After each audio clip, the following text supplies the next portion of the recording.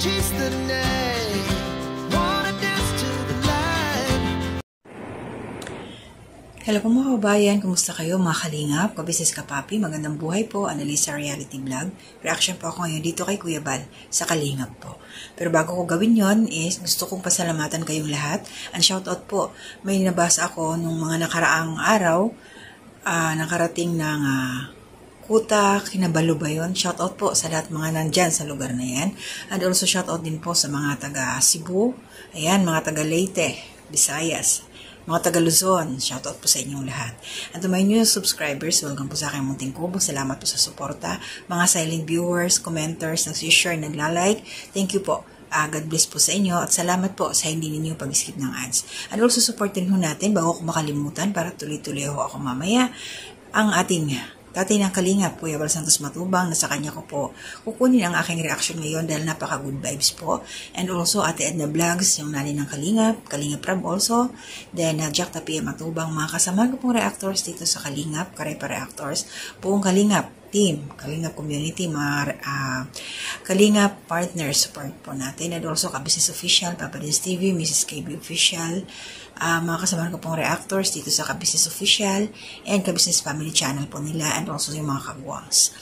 So, ito po, ang gagawin ko is gagamitin ko na lang, thank you kay Kuya Bal, background ko na lang po yung mga naging kaganapan nung time na pumunta sila, Kuya Bal, doon sa bahay ng magkakapatid na mahihain. So, ito po yan. So, kaya ng mga kalingap yan, makikita natin sa picture. Para po doon sa marinig nyo yung kanilang mga pag-uusap, pakibisita nyo na lang po sa channel niya Kuya Bal Santos Matubang. So ito yung mga napansin ko dito, yung mga bata pagdating nila Kuya Bal, tinawag ng nanay, lumabas naman, nakasmile na si Melissa, yung mga ganun-ganun, pero nandun pa rin talaga yung tiklop pa rin sila, nahihiya pa rin. At shoutout po sa aming president, nandoon si Presbyrador. Nakita ko to para, ano din siya kinausap niya yung mga bata. Hindi ko lang, para ito yata yung first time na nakita niya ng personal yung mga batang to. Hindi lang ako sure, no? Nakalimutan ko pa. Pero sa tingin ko ito yata, kasi ito, sumayaw-sayaw pa siya, at saka talagang, ang tema nila dito para ma-entertain yung tatlong magkakapatid na to. Although naman, napapatawa naman sila, napapasmile. So, kinausap din ito ng aming presidente, si Berador, mga reminders.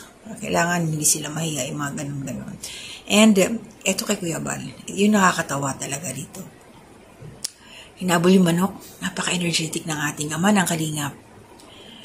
Ingat-ingat lang Kuya Bal, kasi syempre, alam mo na, nagkakaedad na rin ang tuhod, ingatan, ang balakang, ingatan. So, hindi pa siya nakontento doon sa pag-aabol sa manok. Pinagdiskitahan yung kamuting kahoy. Binunot niya, na-outbalance, gumulong, tumambling, action star.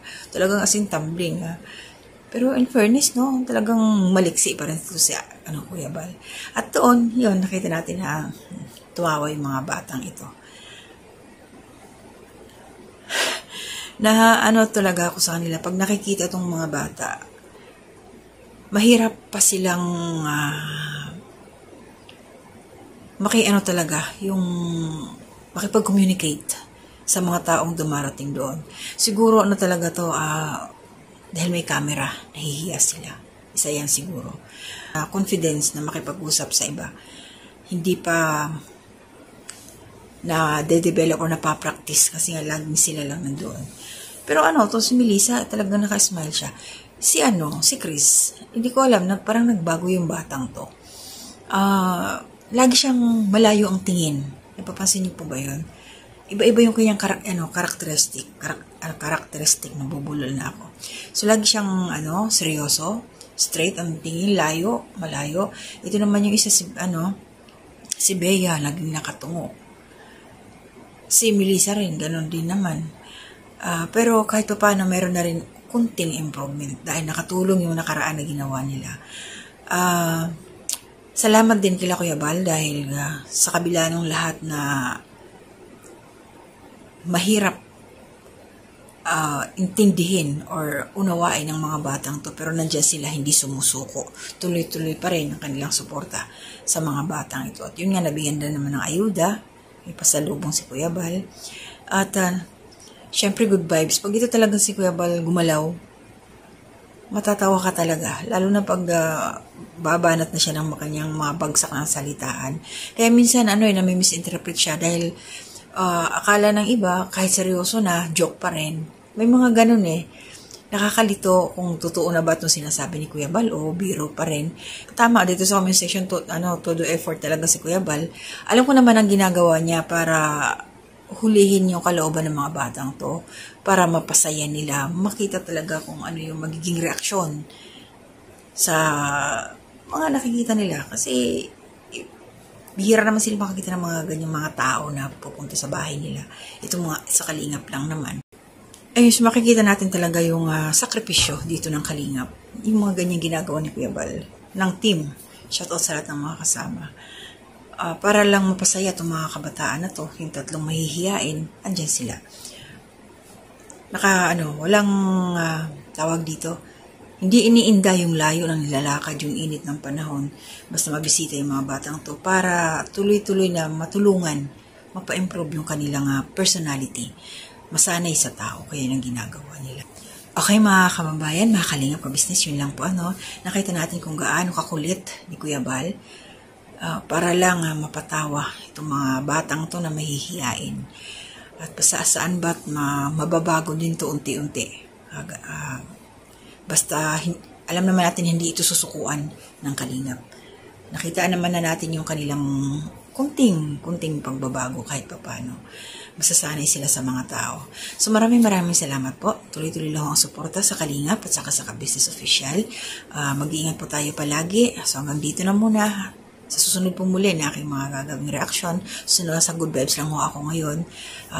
Para pang patanggal naman ng mga wrinkles. Huwag tayo masyadong mag-emote. Ayan, kay Kuya Bal, mapapatawa ka talaga. Ayan. So, bye-bye po. To God be the glory. Dalaga na kasi. Gusto niyo sayawan? Hindi na tanongin. Sayaw ka lang. Sige, sayaw ka lang. Sayaw. Saan ka lang? Natawa. Natawa na ba? Tut. Okay, no? Natawa mo, may sangibo ka sa akin. Ito. Tumingin ka sa akin, hati tayo, dali. Sige. Ayaw tumingin Ayaw mo siya. Tumawa yan, sangibo ka. Dalawa na yung mapatawa ko. Gusto pa rin, ito pa lang. Ay, isa. Sige, tut.